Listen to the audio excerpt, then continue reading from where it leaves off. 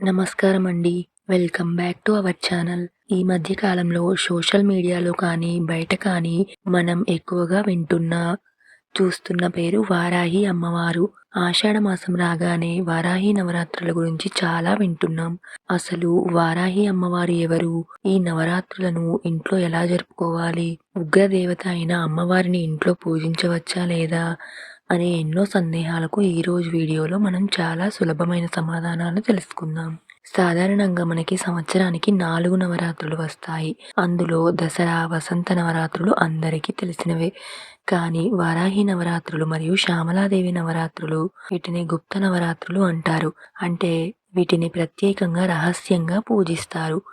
వారాహి అమ్మవారు అంటే మరెవరో కాదు, సాక్షాత్తు ఆదివరాహమూర్తి యొక్క స్త్రీ శక్తి స్వరూపం. అమ్మవారి పరివార శక్తులలో అత్యంత శక్తివంతమైన ముఖ్యమంత్రి ఈమె. ఏదైనా విపత్కర పరిస్థితిలో ఉన్నప్పుడు, పెద్ద పెద్ద సమస్యలు ఎదురైనప్పుడు వారాహి అమ్మవారిని ఆశ్రయిస్తే ఆ సమస్యలు వెంటనే తొలగిపోతాయని నమ్ముతారు. వారాహి అమ్మవారు ఉగ్రదేవత కదా, ఆమెని ఇంట్లో పెట్టుకోకూడదు, పూజించకూడదు అని చాలా మంది భయపడుతూ ఉంటారు. గతంలో ఈ పూజలు పీఠాలలో, మఠాలలో మాత్రమే జరిగేవి. కానీ ఇటీవల కాలంలో చాలా మంది ఇంట్లో కూడా పూజిస్తున్నారు.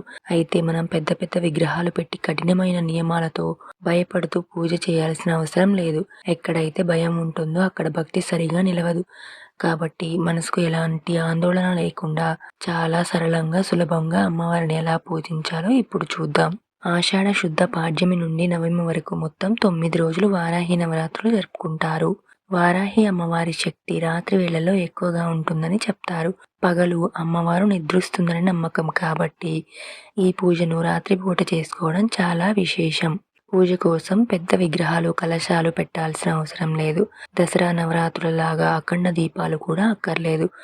ఒక చిన్న అమ్మవారి ఫోటో ఉంటే చాలు. 4 ఎర్రటి పువ్వులు తీసుకోండి. అమ్మవారికి అత్యంత సులువైన వారాహి ద్వాదశ నామావళి 12 నామాలు ఉంటాయి. దీనిని 9 లేదా 11 సార్లు చదువుకుంటూ ఆ పూలను అమ్మవారికి సమర్పించండి. ఆన్లైన్లో దొరికే అష్టోత్తరం కూడా చదువుకోవచ్చు. అమ్మవారు శక్తివంతమైన ఉగ్రదేవత కాబట్టి ఆ ఉగ్రదేవతను చల్లబరచడానికి పానకము మరియు వడపప్పు, నానబెట్టిన పెసరపప్పు ఖచ్చితంగా నైవేద్యంగా పెట్టాలి. వీటితో పాటు వీలైతే పాయసం లేదా పండ్లను కూడా సమర్పించవచ్చు. నైవేద్యం తర్వాత తాంబూలం ఇచ్చి దీపధూపాలు చూపించి కర్పూర హారతి ఇచ్చి నమస్కరించుకోవాలి. 9 రోజులు పూర్తయిన తర్వాత 10వ రోజున ఆ పటాన్ని తుడిచి భద్రపరచుకోవచ్చు. ఇంకో ముఖ్యమైన విషయం గుర్తుపెట్టుకోండి. ఒకవేళ మీకు పీరియడ్స్ రావడం వల్ల, ప్రయాణాల వల్ల పూజ మధ్యలో ఆగిపోతుందేమో అనే భయం ఉంటే అసలు మొదలు పెట్టకండి. సాధారణ రోజువారీ పూజలు చేసుకోండి చాలు. అలాగే పెద్ద పెద్ద హోమాలతో, మంత్రాలతో భారీ ఎత్తున పూజలు చేయాలి అనుకుంటే మాత్రం సోషల్ మీడియాలో చూసి కాకుండా ప్రత్యక్షంగా ఒక గురువు గారిని సంప్రదించి వారి మార్గదర్శకంలోనే చేయాలి. భయం లేకుండా భక్తితో, నమ్మకంతో సులభంగా చేసుకునే వారాహి నవరాత్రుల విశేషాలు. ఈ వీడియో మీకు నచ్చితే లైక్ చేయండి, మీ కుటుంబ సభ్యులతో షేర్ చేయండి. మరిన్ని ఆధ్యాత్మిక విషయాల కోసం మన ఛానల్ని సబ్స్క్రైబ్ చేసుకోండి. జై జై వారాహి అమ్మవారే నమః.